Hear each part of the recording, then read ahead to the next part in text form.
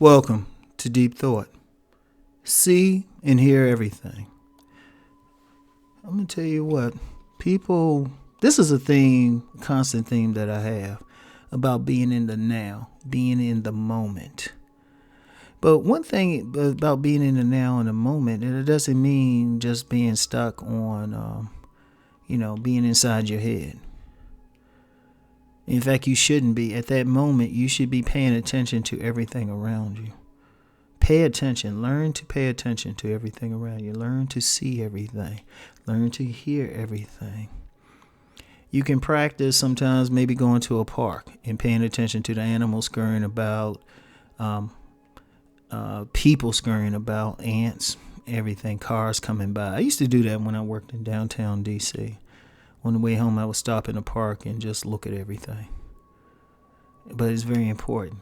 Get used to that. Feel everything. Feel the wind on your face. Feel the breeze. Feel the sun. Listen to the sounds. Learn to have a fun. Differentiate. Pay attention. Learn to differentiate. Hear the bird above everything else. Learn to hear the car horn.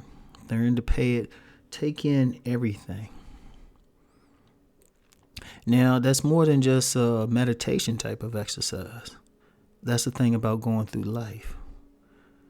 Often, when we're dealing with people, we hear them, but we don't really hear them. We see them, but we don't really see them.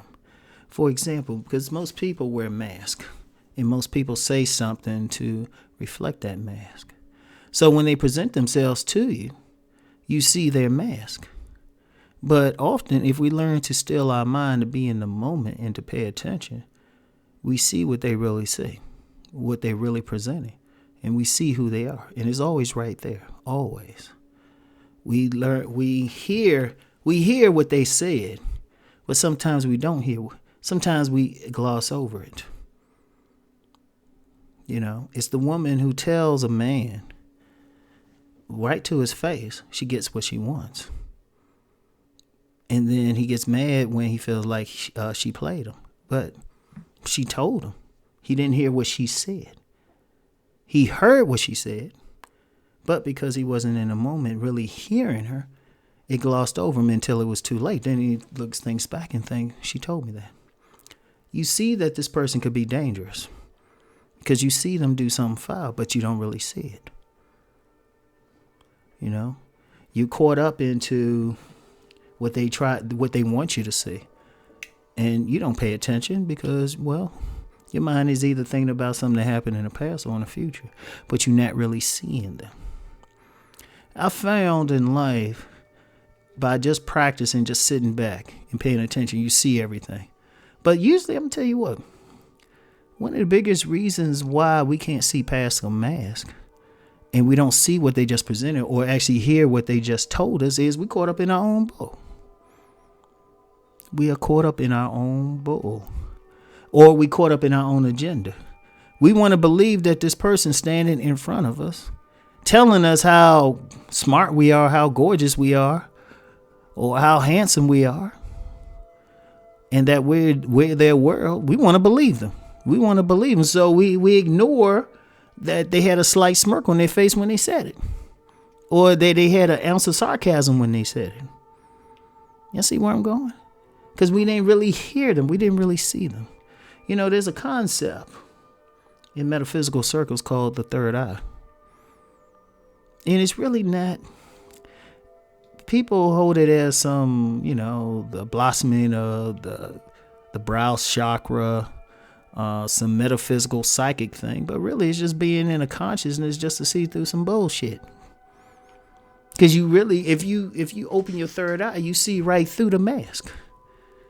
Like, somebody might be standing in front of you and they, their hair is perfect, body's perfect, clothes are perfect. Now, on the surface, you just see the perfection. But if you really look at them, you might see somebody who's trying hard to hide something. See how that works? Or just like the example I gave earlier, often like in relationships. And because I'm gonna tell you what, relationships, anything dealing with relationships are always the best example, because relationships are a tool for spiritual growth. It's our interaction. It's something that happens every day. If you interact with somebody for more than 3 seconds, it's a relationship. Or even beyond that, when you're driving down the street, you have a relationship with other drivers so they don't run you over.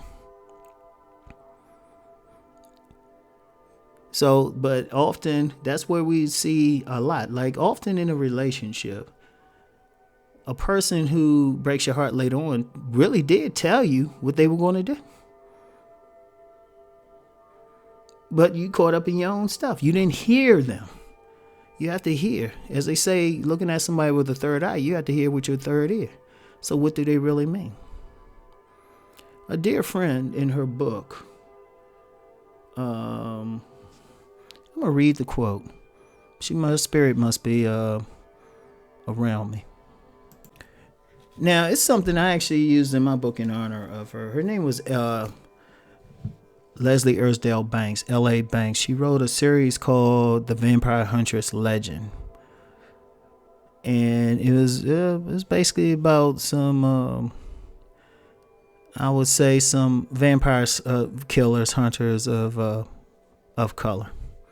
And I'll use that politically correct term. Basically, their Buffy was black. And their angel was a Hispanic dude, a Hispanic drug dealer. So, there was a statement in there. It was very powerful. It's very powerful. And it was in reference to a conversation between two of the characters. So this character, in reference to that conversation, he said, you know how this goes. Holding 2 or 3 conversations at once. The one they hear, the one we mean, and the sly shit that's just understood between men.